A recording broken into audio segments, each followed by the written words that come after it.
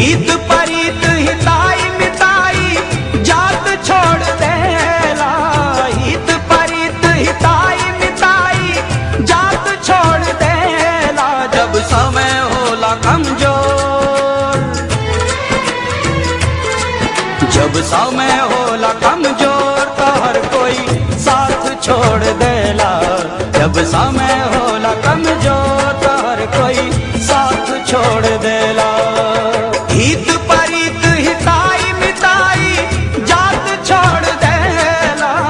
हित परित हिताई मिताई जात छोड़ देला। जब समय होला कमजोर, जब समय होला कमजोर तो हर कोई साथ छोड़ देला। जब समय होला कमजोर तो हर कोई साथ